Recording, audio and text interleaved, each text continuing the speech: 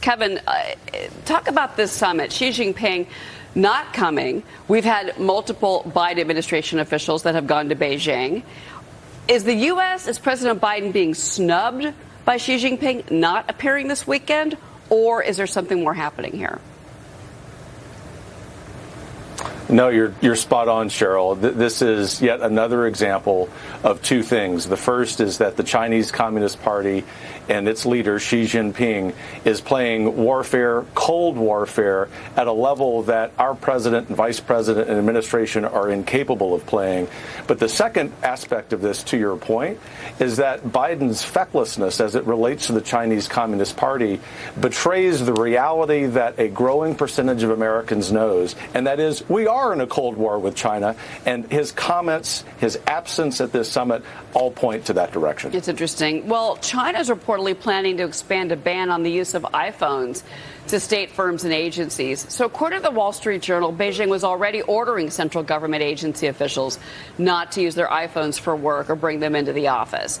So shares of Apple actually slid on the news yesterday, closing down nearly 3.6%. In the pre-market, we're looking at the stock right now, and it's actually down again almost 3%. Kevin, is this another way that China is taking aim at the United States by taking aim at an American company, especially one as large and prominent in this country as Apple? Yes, and it's actually an excellent example, Cheryl, of the kind of asymmetrical warfare that the Chinese play. You know, the United States, if you look at the history of when we have gone to war, how we conducted the Cold War with the Soviet Union, we always look at warfare one-dimensionally or two-dimensionally, which is to overwhelm the other side in the short amount of time with just superior force. The Chinese, because of their culture, play the long game. That's the aspect of the Chinese Communist Party strategy that most Americans, and unfortunately, a lot of American policymakers simply don't understand. This example with Apple, because it is one of the leading consumer products for all of us. I just bought a couple of iPhones for my teenagers. They're expensive. But what the Chinese are saying is they want no part of the potential security breaches in an iPhone. They're very happy, not just for regular Americans, but for American policymakers who use them for business to potentially be vulnerable to those security breaches. This is why their stock is down this morning, no doubt. Interesting. Kevin, Kelly McGee-White's on set with me. She's got a question for you. Kevin, I want to switch gears really quick and ask you about a recent speech that former Vice President Mike Pence made, where he was claiming that the Republican Party needs to move on and ditch populism, populism from Donald Trump's campaign specifically. And he seemed to suggest that it is at odds with a true conservative platform. What do you think about that? I disagree. All of us at Heritage do. I love Mike Pence. We're genuinely personal friends, and I admire the heck out of him. But even Mike Pence, who's a great man, is vulnerable to what I like to call the false dichotomy in Washington, D.C. It's an either-or proposition, which is false.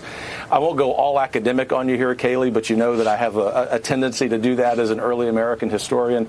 There's a wonderful book by Wilmore Kendall, The Conservative Affirmation, which needs to be rejuvenated in its understanding by regular Americans, which clearly shows that what the vice president was calling populism is merely common sense. You know, I grew up on the Gulf Coast in a working class family, and ultimately what Vice President Pence doesn't understand, as it's revealed in that speech, is that what he calls populism is just American people, ordinary Americans saying, we've had enough of self-appointed elites claiming power for themselves, calling it something that sounds good, and then telling us that it's actually good for us. So I reject the notion in its entirety. Well, I want to stay with this thought here for a second, because Mike Pence also has come at him and critical of his fellow Republican candidates, saying that they're all moving too far away from conservatism. At the same time, foreign policy ended up taking front stage at the last debate on Fox News, the first GOP presidential debate, especially between Nikki Haley and Vivek Ramaswamy. Mike Pence did weigh in there. So foreign policy, we've got another debate coming up here on Fox Business. What do you want to hear when it comes to foreign policy in this next go-round for the candidates?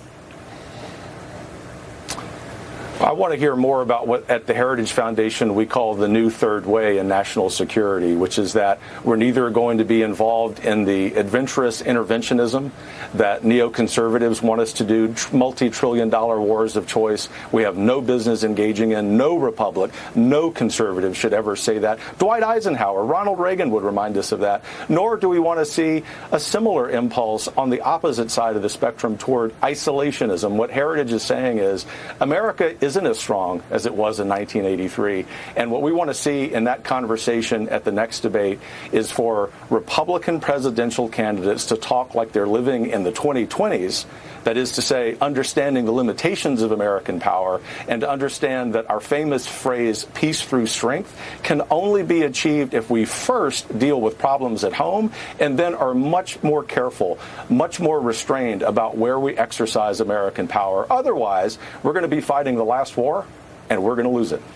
Kevin Roberts from Heritage, it's always good to see you. Thank you for that.